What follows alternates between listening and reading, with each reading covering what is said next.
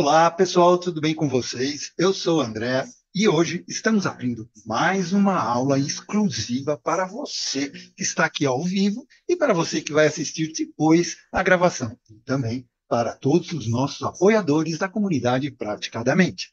E o nosso convidado especial de hoje é o psicólogo Roberto Pim Filho, que vai trazer para nós um assunto novo aqui em nossas resenhas, que é a vegetoterapia.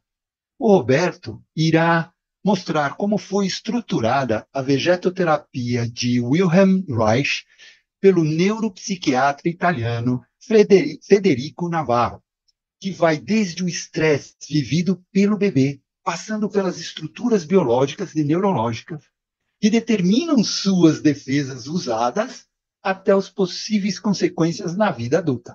Ufa, acho que eu consegui falar tudo aqui, mas o Roberto vai falar mais para vocês. Ficou curioso? Então fique aqui conosco, porque eu quero convidar vocês para acompanharem nossas atividades em nossas redes sociais, do WhatsApp, Instagram, no Facebook, Spotify e também no YouTube. Ah, e não se esqueçam de curtir o vídeo, ok? E agora, Roberto, eu passo a palavra para você. Boa noite aí para todos. Hoje eu vou falar um pouquinho sobre o Reich, né, e sobre o Navarro, e essa teoria que eu achei que é uma teoria uma teoria fantástica, assim, enfim, fiz a especialização já faz muitos anos, né, e trabalho já há alguns anos com isso aí, tá bom? Então, psicoterapia corporal de Wilhelm Reich na atualidade, né, então vamos lá. Então vamos começar eu fiz uma gravação. E a ideia, eu coloquei algumas frases no início para dar uma ideia do que é o universo reichiano, qual que é o objetivo, né? Por que a gente faz esse trabalho, né? Então, eu coloquei uma linguagem mais poética, né? E porque o objetivo é esse, né? É que tornar as pessoas mais sensíveis, mais vitalizadas, mais inteiras, né? Mais integrais e sem tantas amarras, né? Então, vamos começar aí. Deixa eu ver onde é que eu estou aqui. Tá. Ah, já achei. Ela entrou, deitou-se no divã e disse: "Acho que estou ficando louca." Fiquei em silêncio, aguardando que ela me contasse os sinais da sua loucura. E ela foi contando. "Um dos meus prazeres é cozinhar. Vou para a cozinha, corto as cebolas, os tomates, os pimentões. É uma alegria. Alguns dias atrás, eu fui para a cozinha para fazer aquilo que já fizera centenas de vezes: cortar cebolas. Ato banal, sem surpresas. Mas, cortada a cebola, eu tive um susto. Percebi que nunca havia visto uma cebola. Aqueles anéis perfeitamente ajustados, a luz se refletindo neles, tive a impressão de estar vendo a rosácea de um vitral de catedral gótica. De repente, a cebola se transformou em obra de arte para ser vista. O mesmo aconteceu quando cortei os tomates, os pimentões. Agora tudo que vejo me causa espanto." Ela se calou, esperando o meu diagnóstico. Eu me levantei, fui à estante de livros e de lá retirei as Odes Elementales de Pablo Neruda. Procurei a ode à cebola e lhe disse: "Essa perturbação ocular que a acometeu é comum entre os poetas. Veja o que Neruda disse de uma cebola igual àquela que lhe causou assombro. Rosa de água com escamas de cristal." "Não, você não está louca. Você ganhou olhos de poeta. Os poetas ensinam a ver. Ver é muito complicado. Isso é estranho porque os olhos, de todos os órgãos dos sentidos, são os de mais fácil compreensão científica. A sua física é idêntica à física óptica de uma máquina fotográfica. O objeto do lado de fora aparece refletido do lado de dentro. Mas existe algo na visão que não pertence à física. William Blake sabia disso e afirmou: a árvore que o sábio vê não é a mesma árvore que o tolo vê. Sei disso por experiência própria. Quando vejo os ipês floridos, sinto-me como Moisés diante da sarça ardente. Ali está uma epifania do sagrado. Mas uma mulher que vivia perto da minha casa decretou a morte de um ipê que florescia à frente de sua casa porque ele sujava o chão. Dava muito trabalho para a sua vassoura. Seus olhos não viam a beleza, só viam o lixo." Adélia Prado disse: "Deus, de vez em quando, me tira a poesia. Olho para uma pedra e vejo uma pedra." Drummond viu uma pedra e não viu uma pedra. A pedra que ele viu virou poema. Há muitas pessoas de visão perfeita que nada veem. Não ser cego não basta para ver as árvores e as flores. Para ver as árvores e as flores. Não basta abrir a janela para ver os campos e os rios, escreveu Alberto Caeiro, heterônimo de Fernando Pessoa. O ato de ver não é coisa natural. Precisa ser aprendido. Nietzsche sabia disso e afirmou que a primeira tarefa da educação é ensinar a ver. O Zen budismo concorda e toda a sua espiritualidade é uma busca da experiência chamada Satori, a abertura do terceiro olho. Não sei se Cummings se inspirava no Zen budismo, mas o fato é que escreveu: agora os ouvidos dos meus ouvidos acordaram e agora os olhos dos meus olhos se abriram.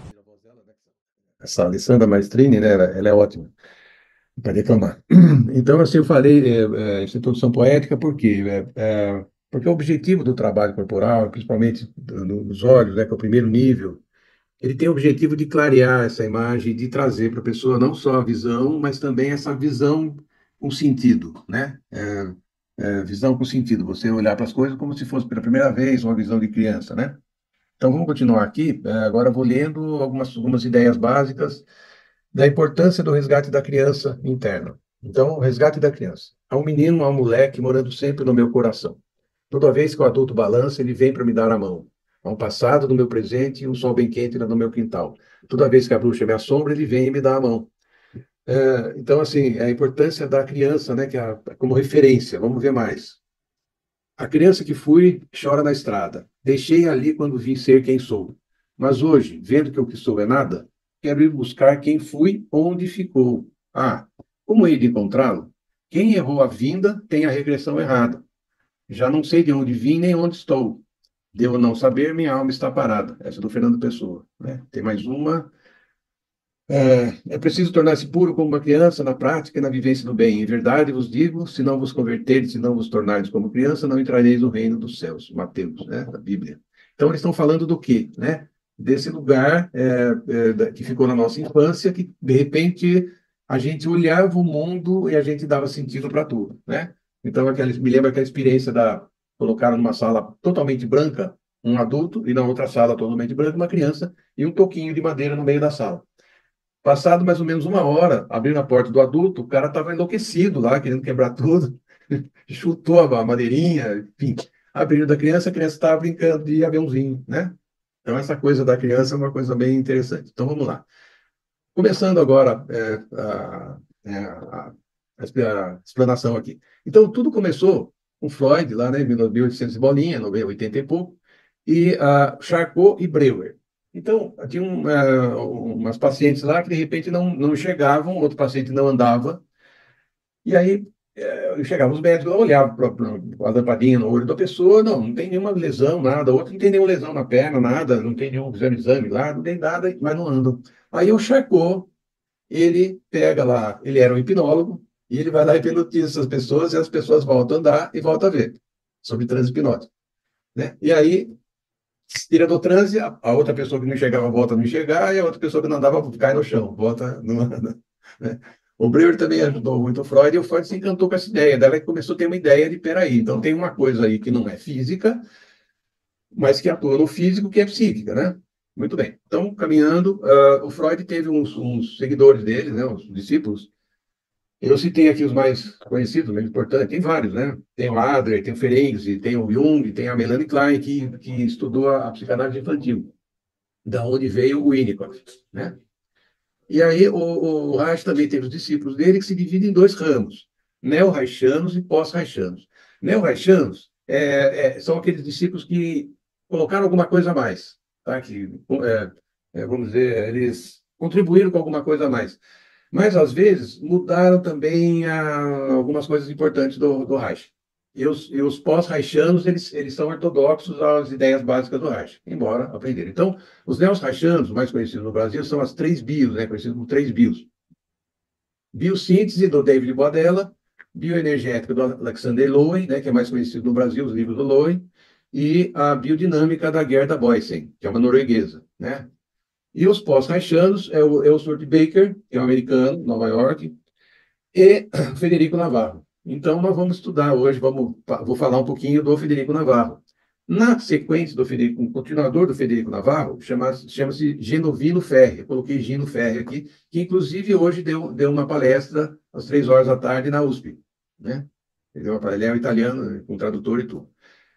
Muito bem. O Federico Navarro, ele criou, então, uma linha que ele deu o nome de somato, de corpo, psico, do psicológico, dinâmica, por causa da psicodinâmica, né? Psicodinâmica é como que se dão as relações, né? Bom, Federico Navarro, médico italiano, com formação em, deixa eu pegar aqui, com formação em neurologia e psiquiatria, foi professor da Universidade de Nápoles e diretor do Hospital Psiquiátrico Judiciário na década de 60. Foi pioneiro junto a Franco Basaglia, que é um nome conhecido também no movimento da psiquiatria democrática. Daí o Navarro, ele conhece o trabalho do Reich, fica encantado com o trabalho do Reich e procura o Reich. Reich já tinha morrido. Bom, quem que acompanhou o Reich para aprender a fazer a análise do caráter e tal, daí descobriu que um cara chamado Ola Harkness, que foi com o Reich até o final, que era um filósofo, mas que era meio psicólogo também, né? Que morava na Noruega, junto com a Gerda Boyce. Olha que interessante. Ele foi terapeuta da Gerda Boyce, o Ola Harkness. E daí ele entra em contato com o Reich e falou: escuta, eu queria aprender esse trabalho do Reich e tal. Então, mas eu não tenho tempo.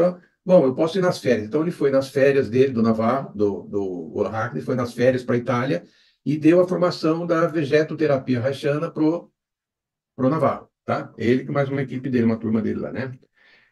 Terminado o curso, tem uma conversa que eles têm lá, e o Navarro fala: bom, tá muito legal isso aqui, mas esse trabalho tá faltando uma sistematização, tá muito dependendo do feeling do terapeuta e tal. E aí o Narrax falou: olha, você é neuropsiquiatra, ninguém é melhor que você para sistematizar, sistematize, né? Aí daí ficou feliz da vida e ficou mais uns anos para sistematizar esse trabalho, que ele deu o nome de somato psicodinâmico. O Reich, então, os 7 níveis do corpo. O Reich definiu 7 regiões ou níveis que se integram a partir da mielinização do sistema nervoso, e o nível mielinizado, ele traz consciência e controle. Então, assim, começa a mielinizar no sentido céfalo-caudal, da cabeça até o cóccix, né? Então, na medida que vai mielinizando, a pessoa vai tendo consciência daquela região e controle.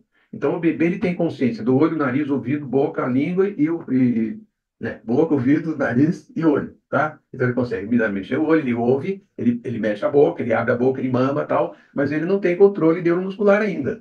Ele tem controle reflexo, apesar dele ele faz assim, mas não tem controle muscular de empurrar, de puxar, de virar, né? Até que se for um bebê de barriga para cima, ele fica lá, né? Então, Reich definiu como sendo 7 níveis, né? Primeiro nível, olho; segundo nível, a boca; terceiro nível, pescoço; alto do tórax; diafragma, que é na boca do estômago, né? Abdômen, a altura ali do umbigo; e pelvis ou bacia, né? A pelvis. Então, com base nesses níveis, o Navarro ele desenvolve a somatopsicodinâmica como alternativa à psicossomática, tá? A sua metodologia ele faz através do que ele chamou de actings. Nós vamos ver isso aí, né? Exercício de mobilização neurológica, cujo objetivo é o gradual desbloqueio das couraças e o restabelecimento do livre fluxo energético do organismo, que implica no resgate da motilidade e da potência orgânica. Então, tem umas palavrinhas-chave aí assim. Actings são exercícios que ele faz que têm o objetivo de mobilizar o sistema nervoso involuntário. E os actings do primeiro nível são os actings que têm a ver com a motilidade, com o sistema nervoso involuntário. Os actings daí do peito, do abdômen, da bacia, têm a ver com o sistema voluntário. Então, o principal aqui que eu queria dar ênfase é nesses primeiros actings que vão atingir o sistema nervoso involuntário. Por que é importante isso aí? Porque ele está mexendo na vida intrauterina e no nascimento e no primeiro ano de vida, tá? Nesses actings do rosto. Depois os outros é outra coisa, né? Então ele fala que o objetivo, o que, que é? O que, que o Navarro fala? Que existem os bloqueios que podem acontecer, porque o bebê, o feto, eu vou falar isso aí, né? Ele sofreu um estresse, então ele usa um mecanismo de defesa que é disponível para ele. É isso que a gente vai ver aqui, tá? Então o objetivo, o que, que é? É desbloquear esses bloqueios, né? Através de ab-reações. Então a pessoa vai ter ab-reações, estou falando já mais do adulto, né? Fazendo terapia. A pessoa vai ter uma descarga neurovegetativa involuntária, né? Então ela pode tremer, pode ter tremor, pode ter essa descarga involuntária do corpo. E a ideia disso aí é que ele vai resgatando a motilidade emocional. Motilidade emocional é a capacidade de você se emocionar, a capacidade de você, as coisas te tocarem. Então, por exemplo, uma pessoa muito travada, muito rígida, ela perdeu a motilidade emocional. Pode morrer filho, pode morrer, é que ela não chora, ela fica dura, né? E isso aí me lembra uma vez que meu pai foi num enterro do filho do amigo dele. né? Ele voltou transtornado, assim, ele chegou para mim, eu lembro que ele falou para mim, ele falou assim, olha, eu não estou preparado para perder um filho. E eu fiquei pensando depois, como é que a gente se prepara para perder um filho? E eu não achei resposta. Eu achei essa resposta anos depois, né? Então, tem duas formas de se preparar para perder o filho. Ou você vira uma pedra, né? Então, olha, se o filho morreu, morreu, então vamos enterrá-lo, né? Ou você vira uma pedra, que você não sente mais coisa nenhuma, você só pensa, vira um cabeção. Ou você adquire a capacidade de expressar sua emoção, seja ela qual for. Então, é lógico que a segunda é mais saudável, né?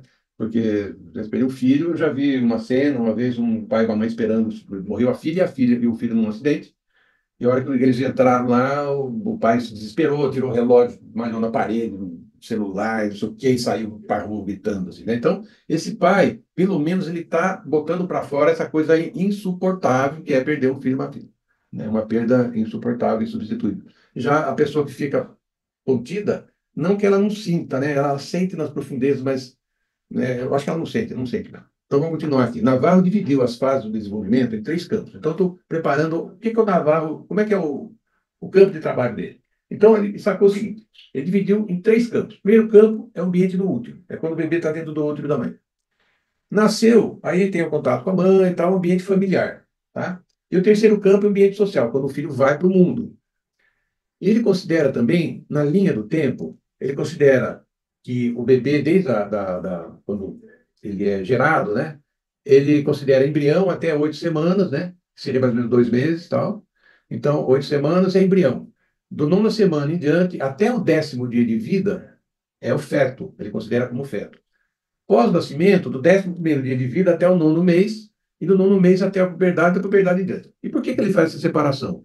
Porque até 8 semanas, ele vai ver, nós vamos ver aí, ele tem umas estruturas neurológicas e estruturas biológicas. Da nona semana até o 10º dia de vida, ele tem uma reação, ele é considerado feto, mas olha que interessante, até o 10º dia de vida é como se ele estivesse na barriga da mãe ainda. Ele não tem estruturas ainda para ir para o mundo.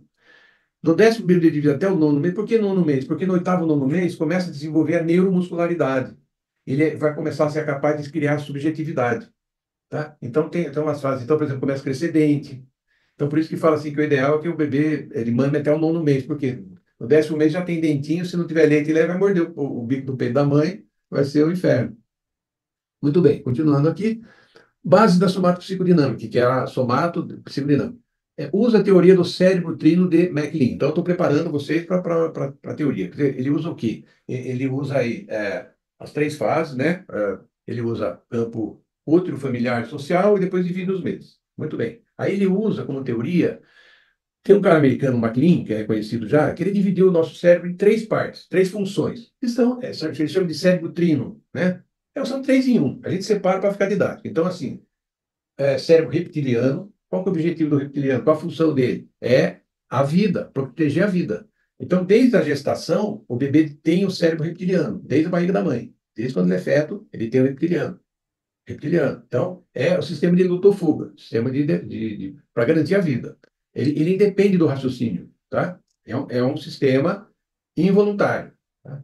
Aí, ele trabalha com o cérebro límbico, que são o cérebro das emoções, e o neocórtex, né? O córtex é o neocórtex, depois tem o neocórtex, que o neocórtex ele está em desenvolvimento ainda, né? O nosso cérebro mais racional, lado racional. O límbico são as emoções, amor, tristeza, alegria, e o neocórtex é o pensamento lógico, matemático e tal.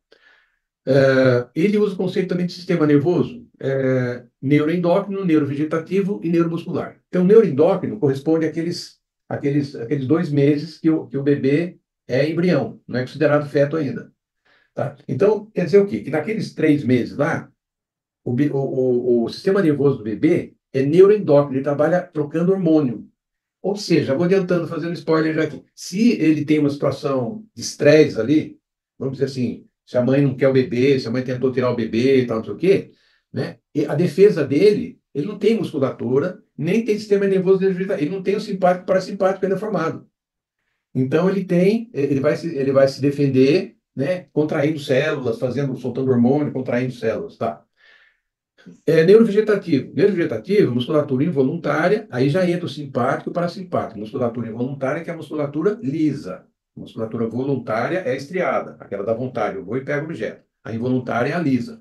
Então, ele dividiu, então, neuroendócrino, hormonal, do terceiro mês até o 10º dia de vida, predomina neurovegetativo, que é o quê? Simpático, parasimpático. Ou seja, se o bebê tem um estresse nessa fase, ele vai fazer uma simpaticotonia, ele vai encolher a musculatura lisa.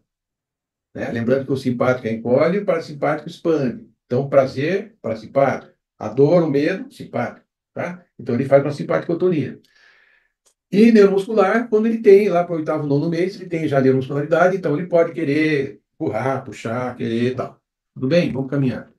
Sintomas adultos, consequência de bloqueio nos níveis. Então, o Reich dividiu nos 7 níveis, tá? Então, já, eu vou, aqui é naval, tá?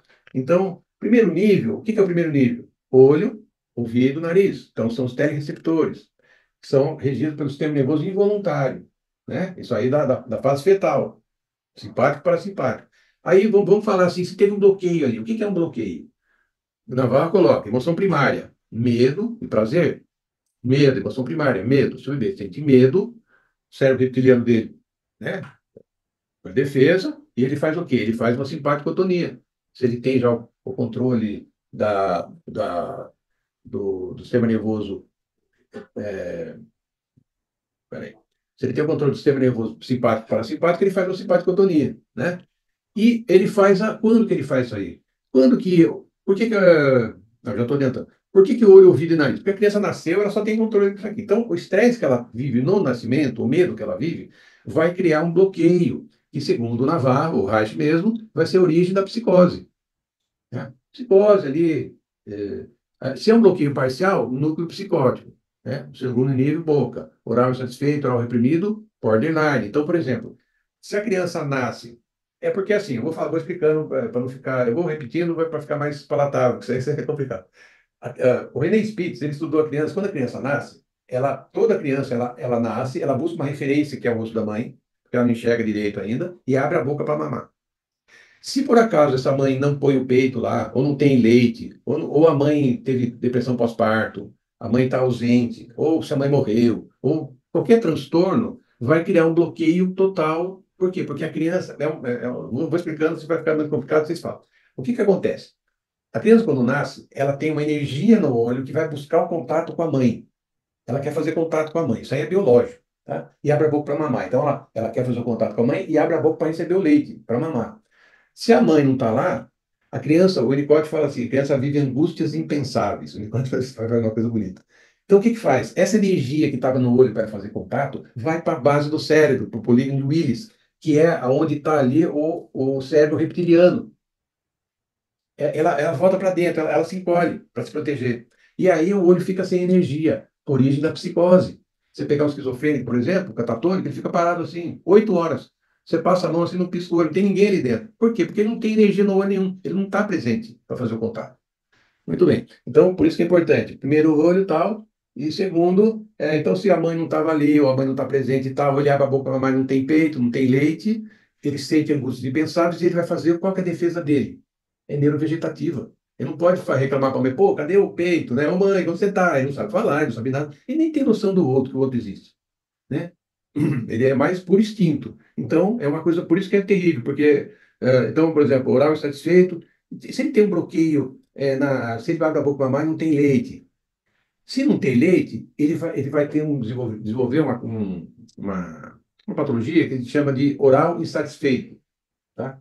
E o oral reprimido? O oral reprimido é aquele que a mãe tinha leite, ele mamou 3 meses, de repente secou o peito da mãe.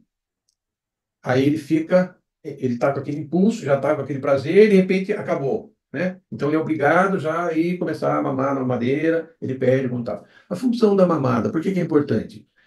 Porque além do leite quente, que vai dar uma sensação de saciedade, a criança, o Freud falou isso aí, que a libido da criança está na boca, né? Por causa da melinização. Então, ela sente um prazer, um contato íntimo com a mãe. Não é erótico no sentido que a gente conhece, mas é um contato profundo, né? Ela sente um prazer, ela tem uma troca energética ali. Mucosa com a mucosa do bico do seio da mãe. O Reich fez um experimento lá atrás, que ele mediu a resistência elétrica da pele e tal, e descobriu que nas mucosas havia uma troca maior entre a energia interna e a energia externa. Muito bem. Então, estou falando oral satisfeito. Aí o Reich viu, bom, isso aí, daí ele vai para o terceiro e quarto nível, pescoço e alto do tórax, seguindo o processo de mielinização. Então, ele relaciona isso aí com narcisismo, né? Por quê? Porque quando você pega um bebê, já tem tá um pouquinho maiorzinho, você põe de barriga para baixo, o que que ele faz? Ele levanta o pescocinho. Quando alguém vai se afogar, levanta o pescoço. É um instinto primitivo. Então, o pescoço, alto do tórax, por exemplo, uma pessoa que não morreu nem afogada, mas que tem uma situação de bloqueio aí, né, relacionado a essas coisas, ele se torna narcisista. De repente, um bebê que teve que cuidar muito de si, tá? Porque a mãe falhou muito. Então, ele tem uma tensão no pescoço e ele fica muito. Então, aí não vou me aprofundar muito nisso. O quinto nível é o diafragma. O diafragma tem uma relação com já um traço de personalidade chamado masoquista, né? É a pessoa que aguenta tudo, tal. Também tem essa coisa da contenção, né? Então, por exemplo, o diafragma, ele é um grande distribuidor, conhecido como plexo solar também, né? É um grande distribuidor de energia. Agora, se eu estou num ambiente que, de repente, eu não posso fazer algumas coisas, tal, tem que conter esse diafragma, eu crio uma condição masoquista que tem a ver com o quinto nível. Sexto nível, abdômen, tem a ver com compulsividade, com soltar ou prender, tem a ver com controle, né? Também eu controlo na barriga. E o sétimo nível é a pelvis, né? A bacia, que tem a ver, se tem um bloqueio pélvico, normalmente a pelvis ela tem duas funções básicas. A base da agressividade vem da pelvis, do movimento que você dá um soco em alguém, ou a questão da sexualidade. Então, por causa da nossa cultura, nossa educação, todo mundo tem bloqueio no sétimo nível, né? Todo mundo tem um problema ou outro com a sexualidade, né? Então, aí, eu estava vendo sintomas como possíveis consequências, né? Histeria, né? Enfim, aí não vou também aprofundar. E o caso do fálico narcisista, né? Aquele cara que tem, aquela mulher que se gaba de ter sexualidade, mas não consegue juntar o afeto nessa história. Bom, então aqui chegou num ponto que é legal. Eu fiz essa tabelinha aí. Então, para a gente vamos entender no sentido aqui vertical. Então, eu pus lá período embrionário, que seria do 0 aos 2 meses. Período fetal da nona semana até o 10º dia de vida. Tá vendo na horizontal? Lá em cima. Período neonatal do 10º dia de vida até o nono mês. Período pós-natal do nono mês até a puberdade. Tem mais, mas eu achei isso aí bacana e deixei para não ficar muita coisa. E na coluna aqui, comprido, período do estresse, o campo energético, a prevalência biológica do sistema nervoso, prevalência neurológica do cérebro, condição energética, possível psicopatologia, problemas da visão. Então vamos lá. Aqui nós estamos vendo o quê? Então, assim, um bebê que nasceu e ele foi bem recebido, o parto, de repente, ele fez um parto Le Boyer, fez um parto humanizado tal. Essa passagem é tranquila para ele, né? Então, daí ele nasceu, já vai para o braço da mãe, não tem esse corte da mãe, essa separação logo no nascimento, né? Então, esse bebê, ele está meio vacinado, vamos dizer assim. Daí ele vai mamar, a mãe tem leite. Esse bebê tem que levantar a mão para o céu, agradecer a Deus que na outra encarnação ele foi jóia, então ele veio aqui para passar dele. Mas a maioria que veio para cá parece que na outra encarnação não se deu muito bem, então tem que ir para cá. Isso para quem acredita na reencarnação, ó. Né? Tem que voltar para cá para penar um pouco. Então, vamos lá. Então, o período do estresse, a concepção até segundo mês, né? No terceiro caso. Então, embrião, 0 até 8 semanas. O campo energético dele é o campo fusional, ele está fundido com a mãe. Ele e a mãe são uma coisa só. Então, ele sente essa relação com a mãe de uma forma, né, bem assim, como se fosse uma massa, assim, sem muita. Bom, a prevalência biológica é o sistema neuroendócrino, que é hormonal. Então, se ele tiver um estresse aqui, ele vai se defender encolhendo o sistema, soltando hormônio, dá um desregulado no hormônio, e ele tem um encolhimento celular. A prevalência neurológica nessa fase embrionária, o cérebro dele é o reptiliano, sistema de luta ou fuga. A condição energética, hipoorgonia total. Aqui o Navarro ele usa a ideia do orgônio do Reich, tá? O Reich falou que energia é vital e deu o nome de orgônio. Então, hipoorgonia é baixa energia total. Então, o bebê que está na primeira, segundo mês, que é um embrião, que é considerado embrião, ele tem neuroendócrino como defesa e o reptiliano. Então, se ele se sentir ameaçado, o cérebro reptiliano manda um recado para o neuroendócrino faz lá, encolhe tudo lá em nível celular, sei lá o quê, né? E vai ter uma baixíssima energia, possíveis psicopatologia, que é uma questão polêmica, né? Outro dia surgiu essa questão polêmica. Então, o Navarro fala assim, que se o bebê teve um estresse aí muito violento, ele vai ter um autismo, um câncer infantil e uma psicose, né? Uma esquizofrenia, tá? Uma das três aí, né? Por quê? Porque ele está muito encolhido. O que quer dizer encolhido? Quer dizer que, assim, tudo que é pulsante e vital no bebê busca o contato com o mundo, busca o contato com a mãe, busca o contato. A gente tem uma energia viva que ela sai de dentro e vai fazer o contato com o mundo. A ameba é assim. A ameba ela emite pseudópito e pega comida. Aí ela se encontra uma com a outra, elas se fundem, trocam substâncias, depois se separam. Então, tudo que é vivo, que pode viver, vai buscar o contato com o mundo. No caso aí dessa defesa, uma defesa tão primitiva, ele fica encolhido na profundeza do núcleo do corpo. Tá? Então, por isso que são casos mais complexos, que depois a pessoa nasce, ela não consegue, é muito difícil dela fazer contato com o mundo depois, né? Que é o caso da esquizofrenia, do autismo e do câncer infantil. Agora, o autismo tem vários graus, né? Tem várias coisas aí, enfim. E o câncer infantil, que é uma explicação que ele deu. E problemas de visão, ele não desenvolve a visão tridimensional, que é uma outra coisa que eu também não vou aprofundar. Bom, vamos pegar então se ele tem um estresse no período fetal. Então, estou na horizontal lá em cima, então no embrionário, até o segundo mês. Do terceiro mês até o 10º dia de vida, o campo energético dele continua sendo fusional, ele está fundido com a mãe, né, pelo cordão umbilical. Só que o sistema nervoso dele já não é mais neuroendócrino, é neurovegetativo, que é o simpático e o parasimpático. Simpático encolhe, parasimpático expande. Só que não é musculatura estriada, musculatura interna, visceral, musculatura lisa, né? Então, simpaticotonia eu encolho internamente ou expando internamente. Muito bem. Então, campo funcional, o sistema dele o cérebro reptiliano ainda, né? E vai tendendo para desenvolver o límbico. Ele vai desenvolver o límbico na relação com a mãe, na relação boa com a mãe. Preferência relação amorosa com a mãe. Então ele vai despertando o amor dele, né? Isso aí é um negócio interessante para a gente falar um pouquinho também. Daí, a condição energética dele é hiporgonia desorganótica, ou seja, ele tem baixa energia desorganizada. E o possível psicopatologia é um núcleo psicótico, né? Então ele tem uma tendência à esquizofrenia e tal. Problemas de visão, segundo o Navarro, ele vai ter uma propensão para ter um astigmatismo. Continuando lá em cima, neonatal, do 11º dia até o 9º mês, o campo é simbiótico, já não é mais funcional, porque cortou o cordão umbilical. A prevalência biológica é neurovegetativo ainda. E a prevalência, o cérebro é o límbico, menos o reptiliano. Ele tem o reptiliano, que vai ter o resto da vida, mas mais límbico. E o límbico se desenvolve na relação amorosa com a mãe. E dentro da psicologia, eles falam muito assim que a gente não nasce humano, a gente se humaniza na relação com a mãe.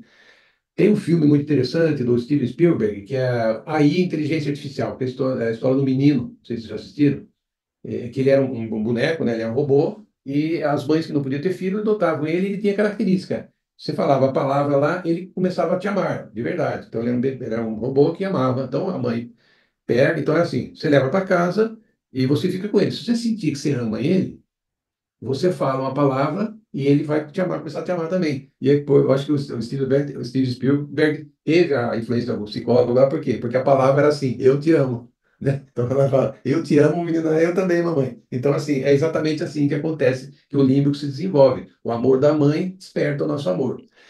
Por isso que tem gente, aquele cara que pega, assalta você, você dá tudo, ele pega, dá 3 tiros na sua cabeça. Né? Então ele é considerado um não humano. Provavelmente ele não teve uma mãe que o amou. Aliás, ele não teve ninguém que o amou, então ele não sabe que é o amor. Ele só é instinto, né? Infelizmente. Muito bem, então, né, campo simbiótico, digestivo, mais límbico do que reptiliano. Estou vendo aí dos problemas, né, uma desorgonia, então ele tem uma energia legal, mas só que desorganizada ainda. E tem uma propensão para ser o borderline. Né? Borderline é uma patologia, né, que é linha de borda, né, ele é chamado como limítrofe. Então, que a pessoa ela tem, a explicação mais comum é assim, ora ele é psicótico, né, ele é meio pirado, e ora ele é neurótico, mais organizado. Mas não, o Navarro chega e fala assim, não existe aí, ou ele é pirado, ou ele é organizado. Não dá para você ser organizado, ele tem que ser pirado, para ser organizado, você não é pirado. Né? Então, o Navarro tem uma proposta bem legal, ele fala o quê?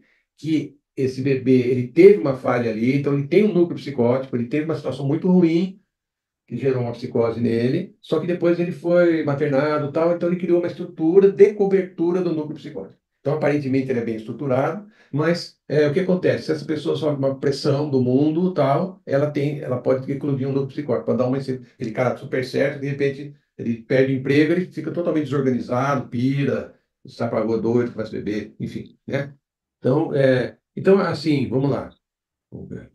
Antes de falar da doença, por que que eu estou passando isso aí? Porque isso aí mostra o quê? Quando a gente vai atender na somatodinâmica, você vai levar em consideração aonde que essa pessoa provavelmente teve um problema, que fase na vida dela. Será que foi na fase embrionária, na fase fetal, na neonatal, na pós-natal? Ou seja, quanto mais para a vida adulta você tiver um trauma, mais fácil de resolver, porque você já tem estruturas, você já tem neuromuscularidade, você sabe falar. Nós estamos falando aí dessa gestação e desse primeiro ano de vida que a criança não tinha fala, é fase pré-verbal e fase pré-genital. Não tinha sexualidade ainda, assim, genital. A sexualidade estava aqui no rosto, na boca, né? Então, é interessante a gente ver. Por isso que eu faço uma separação. Você atende um paciente, ele tem características de duplo psicótico, ou esquizoides, seriam similares, né? Tem características esquizoides. Você vai fazer um trabalho corporal, faz uma leitura corporal, esquizoide e tal. Então, é um tipo de tratamento diferente, né? De repente, você tem que ser, né, o terapeuta útero para ele, se ele for muito.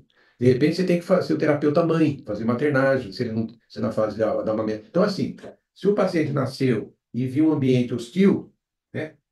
Como ele tem só o sistema, o neuromuscular, o neurovegetativo, então se ele nasceu e tem um ambiente hostil, ele vai fazer uma simpaticotonia, ele vai perder o contato desde lá primitivamente, né? Então, isso aí vai ter reverberação na vida adulta. Vamos caminhar aqui que a gente vai falando mais. Espera aí. Doenças relacionadas ao bloqueio. Então, o primeiro nível, então a pessoa, quais são as características? A pessoa tem muita dor de cabeça, enxaqueca, epilepsia, perturbações da visão. A visão vai dizer muito. Se ela teve problema, então se ela teve problema no primeiro nível, você fala, enxaqueca, epilepsia, perturbações da visão, ela não enxerga direito, vive batendo nas coisas, vive derrubando, fica confusa tal, você já levanta a hipótese que ela teve um problema no primeiro ano de vida, no nascimento, pós-nascimento, então já vai fazendo uma leitura. Aí você complementa isso com uma leitura corporal, né?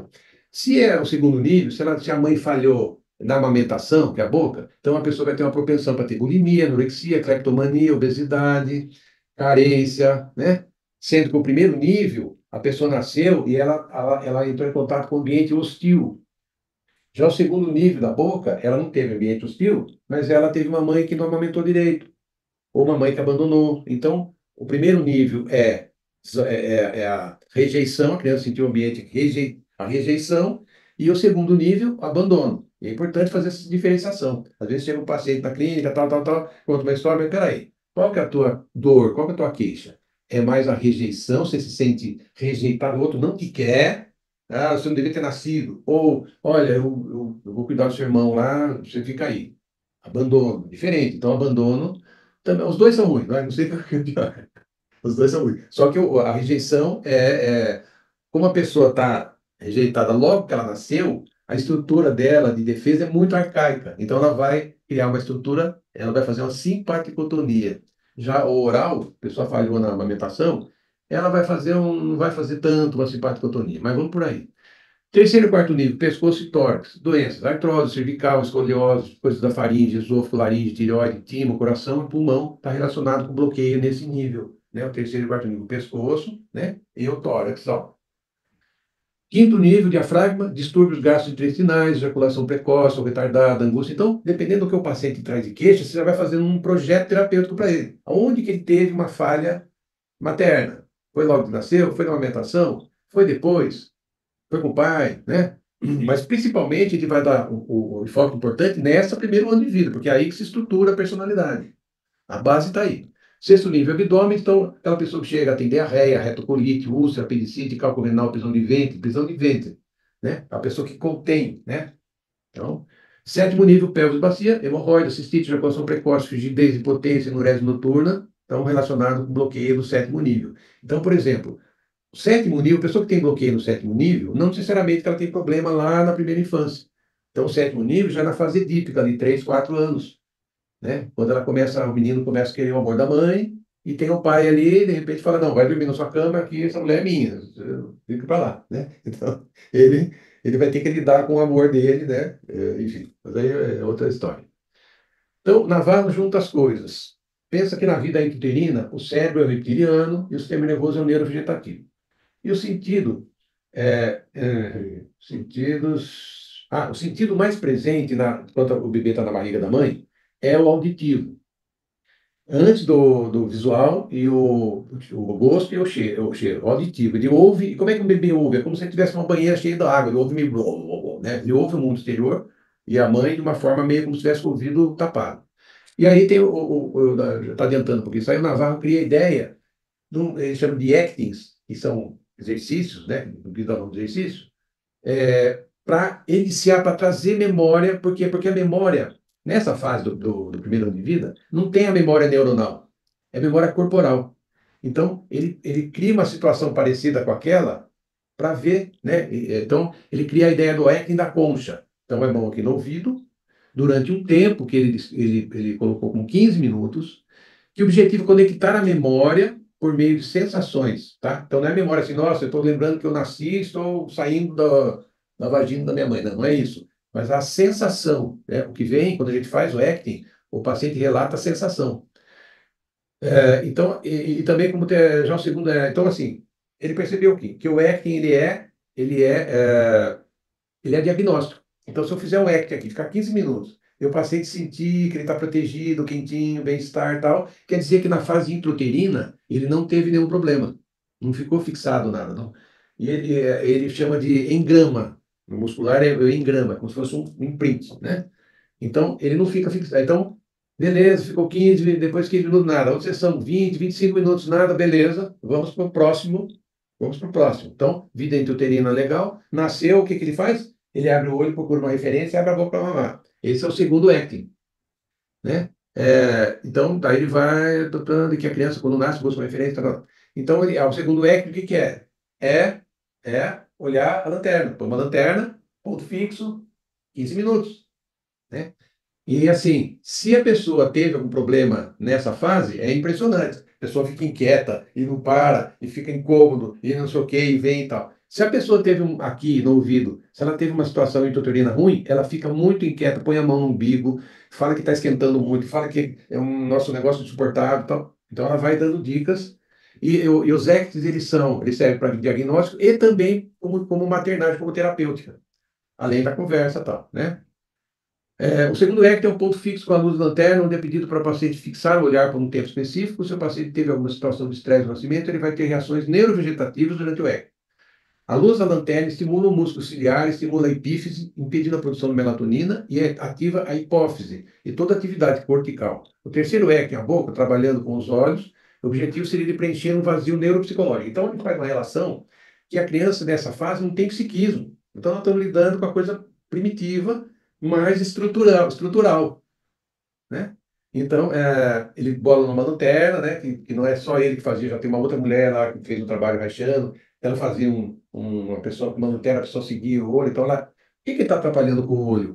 Quando tem o estresse e a criança tem uma situação ali que ela está recém-nascida, ela não tem defesa. O que que ela faz? Ela faz uma couraça ocular.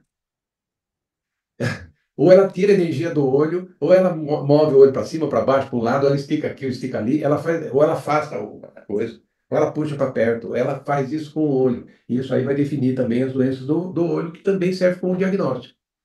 Vamos lá? Como a somato vê perturbações de visão? Astigmatismo, miopia, hipermetropia, presbiopia. São sequências de uma tensão crônica dos músculos externos e da musculatura. As tensões estão diretamente relacionadas com tensões psíquicas geradas no nascimento. Então, eu dividi em três ali, mais comuns, né? Astigmatismo surge durante os primeiros dias após o nascimento, dificuldade de estigmatizar. A criança não consegue ter a mãe ali para ela ter uma referência. Então, é indicado o ECT do ponto fixo, vai ajudar ela a desenvolver essa capacidade de estigmatizar. Inclusive, melhora o estigmatismo, o ECT.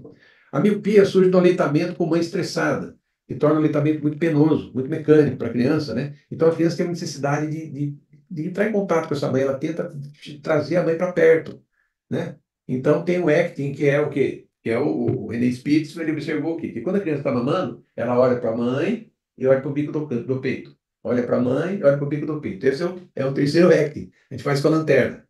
Olha para a lanterna em cima, olha embaixo. Olha em cima, olha embaixo. 15 minutos. Por que 15 minutos? O que que fez o Naval fazer isso aí? Porque se tem uma couraça ocular aqui, o que que é uma couraça? É uma tensão crônica, involuntária. Então, se você fiz, o que que ele faz? O que que é o acting? Nesse primeiro nível aqui. Você leva aquela tensão à exaustão. Aí você fica 15 minutos, chega uma hora que o olho ele relaxa.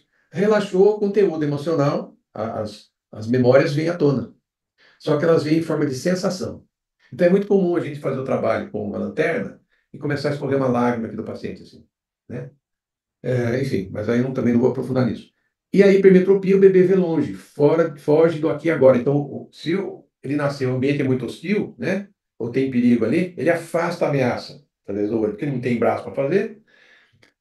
Depois tem a presbiopia, medo de queda. Então, a hipermetropia e a presbiopia, elas se beneficiam com essa ida e volta com o acting da... Ah, não. A hipermetropia com o acting da lateralidade.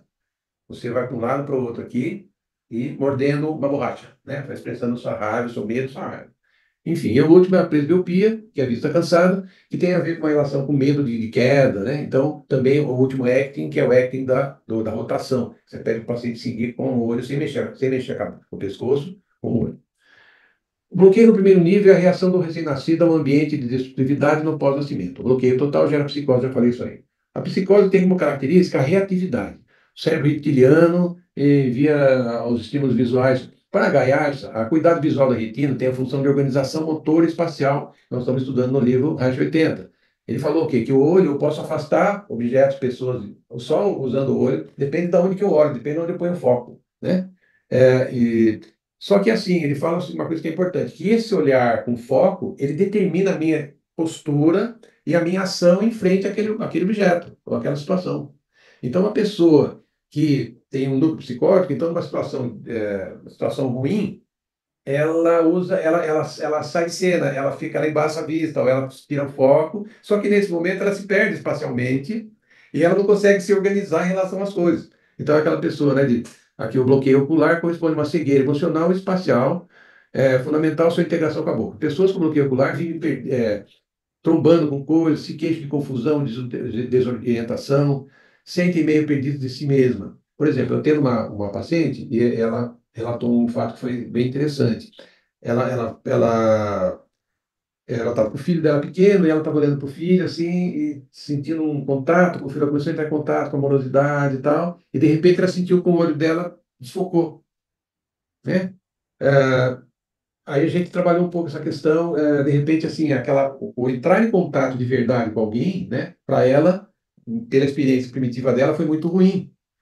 Então ela usou um mecanismo de defesa primitivo, mesmo estando com o filho.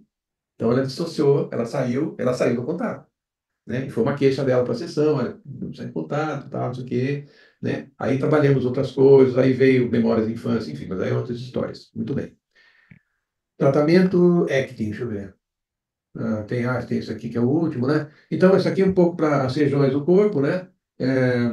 São anéis de tensão, né? No sentido horizontal, o Reich falou que o fluxo ele é no sentido vertical, tá? Os sentimentos, os desejos. E os bloqueios, eles impedem esse fluxo. Então, ele criou uma ideia de um anel de tensão. Então, aí nessa figura representa o quê? Região ocular, olho, nariz, ouvido, primeiro contato com o mundo, né? Tem a pele também, mas vamos pegar isso daí. Região oral, boca, mamar, comer, beber, morder, beijar. Região cervical, pescoço, garganta e nuca, sala de controle do corpo, engolir sapo, não falar. Então, por exemplo, o esquizofrênico, segundo o Lowe, né, ele usa a defesa dele, tensionar a nuca, o pescoço. Então, ele se segura na nuca. Por isso que são questões que eu fico me debatendo aí, me questionando.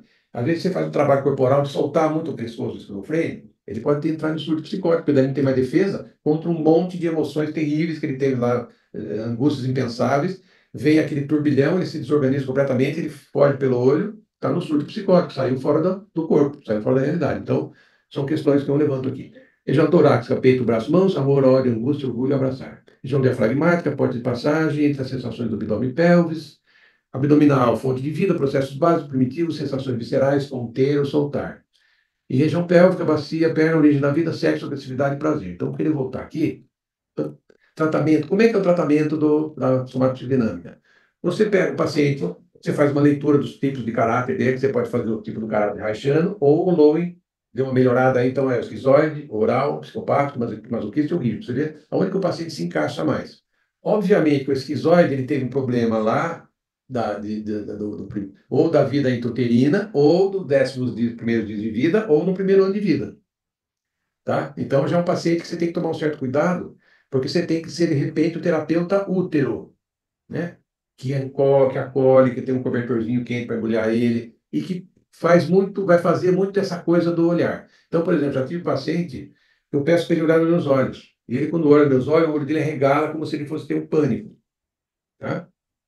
Por quê? Porque esse contato para ele foi muito penoso lá, então ele tem uma memória muito primitiva, corporal, né? Então, e se teve um problema na vida, na amamentação, né? Quando faz o acting da boca, ele fica com a boca aberta 15 minutos, né? Ele entra também numa coisa, uma tristeza, tal, então você tem que colher. O Naval, ele usa, nessa hora, você pegar um pouquinho de açúcar, um chocolatinho, põe na boca do paciente, né? Tem todo um trabalho corporal de estar reparando essa falha primitiva. Bom, então, vamos lá. Você faz a leitura do caráter, ouve a queixa do paciente, né? Faz um vínculo, né? O principal de tudo é o vínculo, porque todo esse trabalho, se você não tiver um vínculo com o seu paciente, não adianta nada, é que nem hipnose. Se o cara que vai ser hipnotizado, se ele não for com a tua cara, se ele tiver uma resistência muito grande, não vai rolar, não é isso? Então, também, assim, o coração da terapia é a relação terapêutica. Aí você entra com essas técnicas, né? E vai. E muitas dessas técnicas não são nem técnicas, né? Porque você, de repente, o paciente começa lá, traz um sofrimento muito primitivo, às vezes você também vive com ele, aquela tristeza, fica junto, né? Eu já tive paciente que eu peguei no colo, que abracei, tive paciente que foi embrulhado no cobertorzinho, enfim. Aí, como é que é o trabalho? A gente começa com uma massagem, né, de cima para baixo, distribuição de energia, que a gente chama, de contorno também, se o paciente é muito assim. Se o paciente for muito sensível, a gente faz uma massagem do campo sutil, né? Você flexiona a mão e só no campo de energia. Aí, para iniciar, você faz a respiração do gato, que é uma respiração para mobilizar a energia do diafragma, que é o... Você mostra o dente e sopra pelo nariz. Então, você está empurrando o diafragma para cima. Tá? Então você está energizando o campo. E no final de todo o trabalho você faz a careta. O que é a careta? A careta é para integrar o olho com a boca. Porque o Navarro fala que quando tem um bloqueio ocular, o desenvolvimento da boca fica separado o olho com a boca. Então tem que integrar esses dois aqui níveis. Então, assim, para mexer em qualquer coisa, para mexer na sexualidade, para mexer nos traumas, para a pessoa ter um enfrentamento, é fundamental que você trabalhe o olho e a boca, integrar o olho e a boca, para ela poder olhar e encarar o mundo, encarar as dificuldades, encarar o medo, porque senão ela não consegue. Né? Aquele paciente que você não trabalha dentro disso aqui, e você fala, ele vai, não, eu preciso falar com meu chefe, eu vou falar com meu chefe, amanhã eu vou falar que não estou gostando. Aí chega lá, não consegue falar, volta se sentindo destruído e impotente. Bom, começa com a concha, que é o primeiro acting. Depois, se estiver legal, a gente vai para o olho, a lanterna do olho, e depois integrando com a boca. Então, é o ponto fixo, primeiro acting, segundo boca aberta, depois junta ponto fixo com boca aberta. Acomodação, convergência, que é aquela coisa que ele estudou com o René Spitz. Que o René Spitz, quando chegou com o bebê, ele olha aqui para o peito da mãe, para o olho da mãe, para o peito da mãe e para o rosto da mãe. Então, a gente faz isso aí com a lanterna. É acomodação convergência, junto com boca-peixe, né? Porque ele está mamando.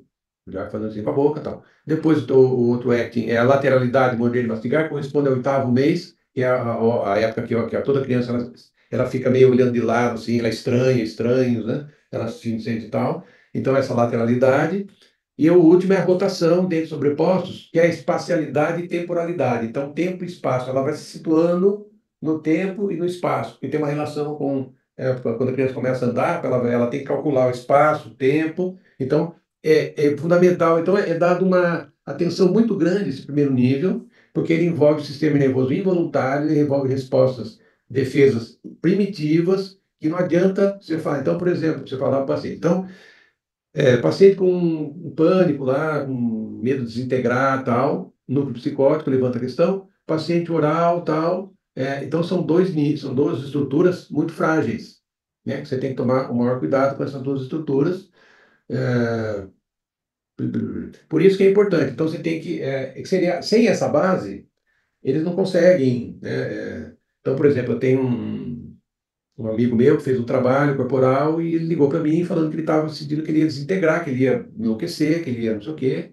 Por quê? Porque, de repente, trabalhou o pescoço dele, mas não tinha trabalhado direito o olho ainda, né? uma importância dessa integração. E essa integração, ela não é só psicológica, né? Ela é neurológica também. Ela é muscular, ela é o corpo inteiro, né, que você trabalha. Bom, basicamente eu acho que é isso, viu? Sim, depois tem o terceiro e quarto nível, né? Só para repassar aí. Pescoço e o tórax, a gente trabalha olho e boca, cabeça suspensa, você pendura a cabeça do paciente na maca, rotação da cabeça, bater os punhos e braços estendidos. Braços estendidos, tá? No quinto nível, diafragma, respiração do remador, que não dá para mostrar como é que é. Respiração da medusa. Bom, remador vocês imaginam, né? Né? Respiração da medusa, rabo. Rabo você levanta levemente a bacia e faz um movimento com a bacia. E chutar. Isso se repete para trabalhar o sexto nível abdômen e o sétimo nível a pelvis. Aí seria uma terapia completa do Navarro. Mas, como hoje em dia tem muito paciente mais borderline, mais psicótico, mais fragilizado, a gente fica mais aqui no primeiro nível, até estruturar mais o primeiro nível. Então demora-se, sei lá, 1 ano, 2 anos para você estruturar esse primeiro nível, se você pegar um paciente muito fragilizado. Bom, eu fui o mais rápido que eu pude aqui. Vocês querem perguntar alguma coisa? Dúvidas? Olha, eu vou fazer um comentário.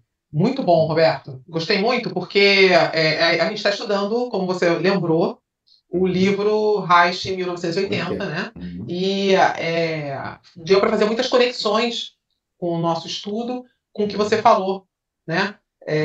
A importância desse entendimento, e mesmo, no caso, eu trabalho também com a hipnose, até muitas vezes online, ou até presencial, mas assim, através do que a pessoa relata lá na anamnese, já dá para eu saber os pontos que tem que ser trabalhado nela, né? Pelo que você falou aí. Gostei muito, muito legal. Tá de parabéns aí. Que bom. Eu tentei, aquilo que eu falei, né? Eu comecei a montar aqui, ficou enorme. Eu falei, poxa, como é que eu vou fazer isso aqui? E tentei diminuir, minimizar, mas é meio técnico, tem que falar ser nervoso, tem que falar mais simpático, mais simpático, senão a pessoa não entende. Aí, então, fiz o que eu pude aqui, tá? Eu espero que tenha um aproveitamento, porque é muito denso isso aí, está super condensado, né? Foi um curso que eu fiz em 2 anos e meio, e estou passando para vocês em 1 hora, né? Muito bom. Se você quiser descompartilhar a tela e não for passar mais nada, pode compartilhar que aí a gente conversa aqui. Seria interromper compartilhamento, é isso, né? Isso. Vou clicar aqui? Tá bom, então, Muito bom. vamos lá. Um abraço a todos aí. Não, você não sai não, você fica. Então, agora eu compartilhei, né? Isso, aí a gente conversa melhor. Mas foi muito bom. Agora cada um fala a sua percepção aí. Tirar dúvidas. Boa noite. Boa noite a todos. Eu quero parabenizar o Roberto pela aula, né? O Frederico Navarro, gente, ele é um braço direito de Reich, né? E acaba vindo, para nossa felicidade, para o Brasil, né? E acaba se instalando em Curitiba, e tem o centro lá em Curitiba, Frederico Navarro. Então, nós somos, assim, um país agraciado com esse conhecimento que pouca gente conhece ainda o Frederico Navarro. O Frederico Navarro, ele pega a obra de Reich e amplia a percepção de Reich, e aqui no Brasil. E isso que é o mais legal. Né? E pouca gente sabe, poucos terapeutas conhecem isso. Então, Roberto, você está de parabéns e bem à disposição. Obrigado. Roberto, seguinte, você perguntou se teve pergunta ou não. Na realidade, no começo, quando você estava falando sobre o nascimento, né, da criança, na parte de uterina, né? Até que fizeram aqui uma pergunta. Falei, por exemplo, e quando o pai da criança não resolve não querer, né, a criança? Isso quer dizer, porque no caso dessa pessoa, né, ela diz aqui que o pai ele aceitou no começo e depois de uns meses ele já não queria mais a gravidez e foi então a gravidez para o fim já foi bem conturbada, né? E depois que nasceu também foi conturbado porque no parto ela teve hemorragia interna, foi entubada, tomou 12 bolsas de sangue lá, né? E depois só foi ver a filha uns 5 dias depois do nascimento. Então, daí o prognóstico é ruim, né? É uma criança que foi rejeitada da barriga da mãe, então já fez uma defesa lá muito primitiva, Depois nasceu, ficou muito tempo longe da mãe, isso aí é um inferno, né? Aí o Winnicott fala assim, são angústias impensáveis. Mas uma angústia impensável. A criança sente, ela sente um sozinha no mundo, um negócio terrível, né? Então ela cria ela se encolhe com tudo que ela pode, com o sistema que ela tem ali para se proteger, né? E fica esse encolhimento é tão forte, tão profundo que fica como um imprint, um engrama. Ele fica marcado, aí é a complicação, né? O Navarro fala assim, se problemas muito primitivos na fase embrionária, não tem muito. Assim, como é que é o tratamento, né, para essa criança? Então, são terapias energéticas, né? Acupuntura, tem um trabalho chamado método Tomatis, você bota um som de um lado para outro, som específico, uma frequência específica, para energizar a criança, para energizar o cérebro da criança. Então, terapias energéticas convergentes, tá? E mesmo assim, não tem, o prognóstico é ruim, né? Depois a criança nasceu, ficou muito separada da mãe. Ali é núcleo psicótico, ali é psicose, uma possível esquizofrenia. Então, já o Winnicott, ele é mais bacana, vamos dizer assim. Ele acredita na reparação.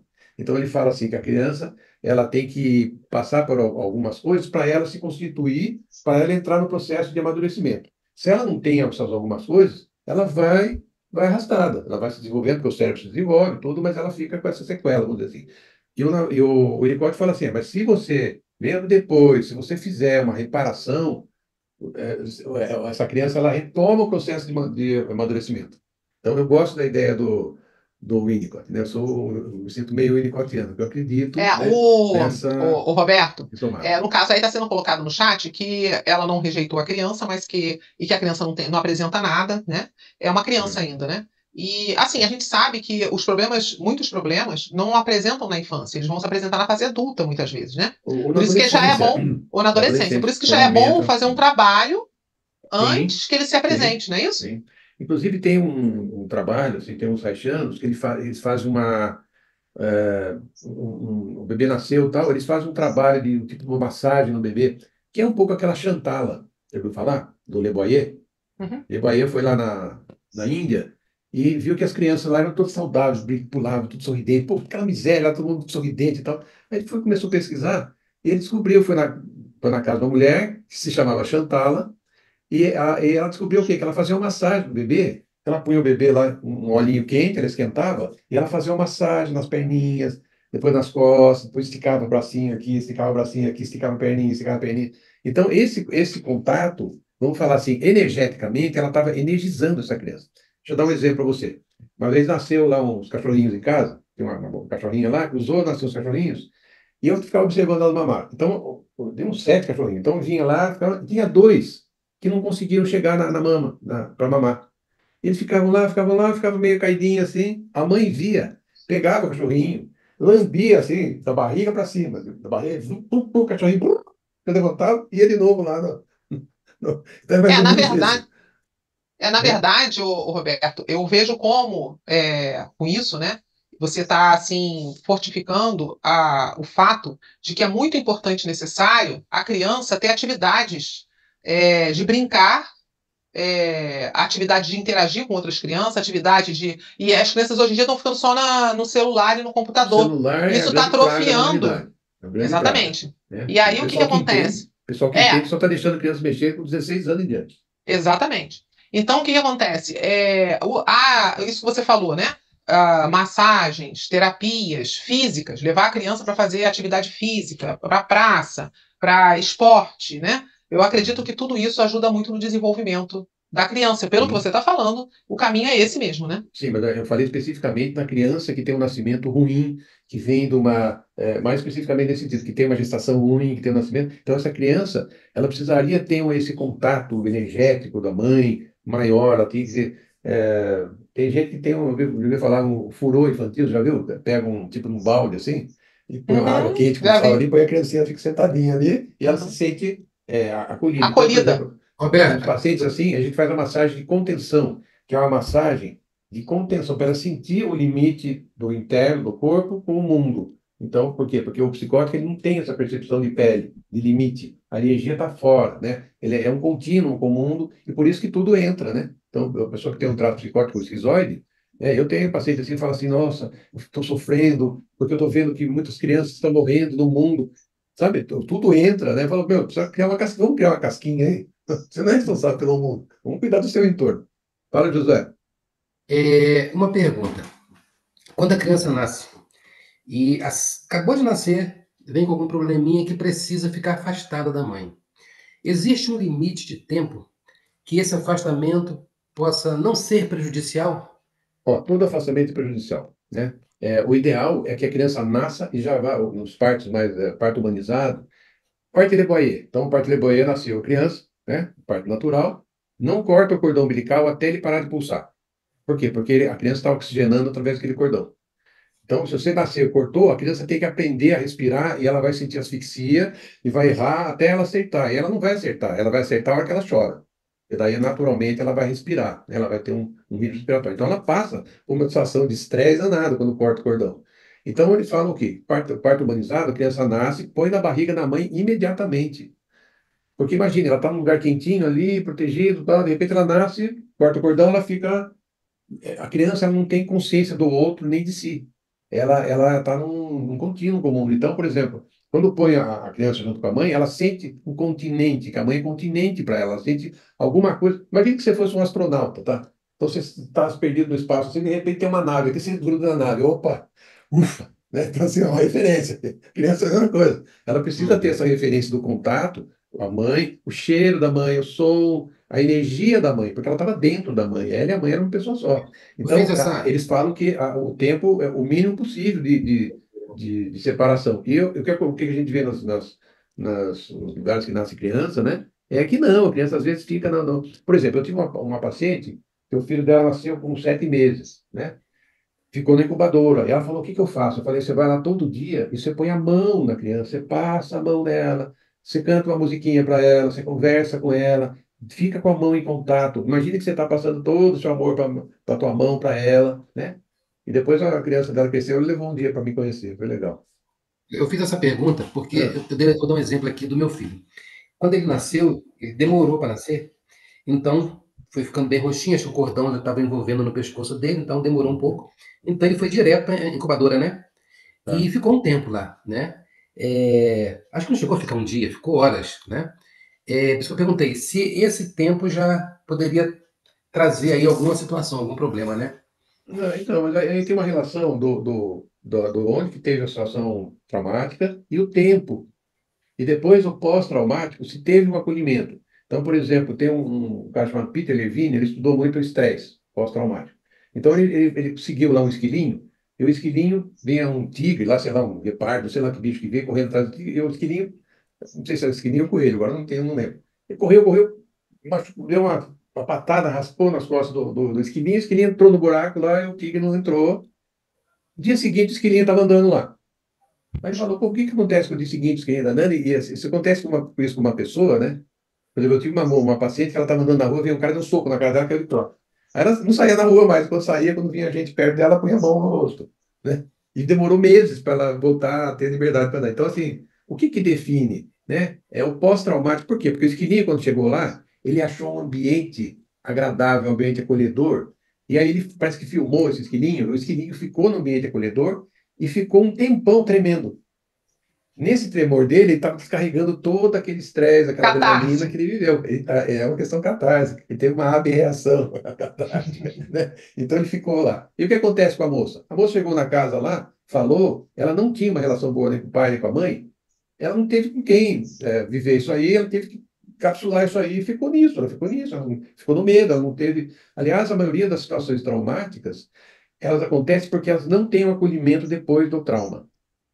Né? Então, se qualquer trauma que você tiver, se você tiver depois um acolhimento, alguém que você falar, alguém que você confia, você falar, né? É aquela história, né? Vamos dizer assim, se essa moça que levou soco, se ela tivesse um acolhimento na casa, ela ia chegar meio chorosa lá, a mãe já ia perceber o que aconteceu, vem aqui, senta aqui com a mamãe, vem aqui no colo, aí ela ia relaxar, ia poder chorar, tremer, dar medo, bater um soco na cara, e acalmando, acalmando, acalmando. Então ela fez o ciclo vasomotor, como diz a Gerda Boyce, esse ciclo vasomotor, né, do estresse, da adrenalina no sangue, que criou uma situação de ação e ela não agiu, né? Então depende, né, o José, voltando à questão do bebê, né?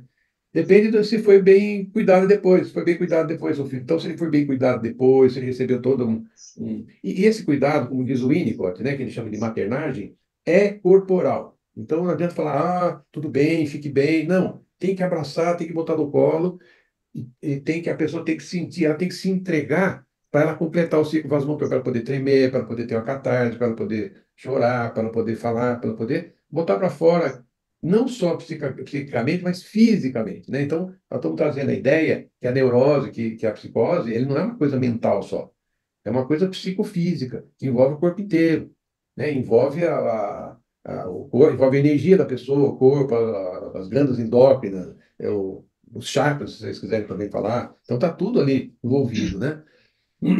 Então depende o Winnicott fala assim, não, se tudo pode ser reparado, né? Então essa reparação é uma coisa importante, que é o que a gente faz na clínica, né? A gente fica reparando, as pessoas têm, que é o que vocês fazem, que é o que o IRMO faz quando trabalha com catarse, com abreação lá com catarse, né? Está ajudando a esse sistema nervoso involuntário descarregar essa excitação. Valeu. Legal. Roberto, então eu vou fazer o seguinte, eu vou deixar o teu Instagram e o teu... se quiser, depois se quiser, você passa para mim o teu WhatsApp e eu deixo na descrição do vídeo. E minha filha fez um negócio PIN, psicólogo e tal, que eu também nunca mais acessei. Né? Não tem erro. Eu deixo na descrição se a pessoa quiser entrar em contato. Está nos meus planos, mas por enquanto eu estou curtindo minha aposentadoria. Ela escreve todo dia, tem não sei quantos mil seguidores, minha filha. Eu fico só olhando, pai, você também tem 200 e poucos seguidores? Tenho, nossa. Tá vendo? Coisa boa. Mas eu não posso, isso sem postar nada, eu não posto nada. Então é isso aí. Legal. Obrigado, Roberto. Então, eu que agradeço para vocês. Né?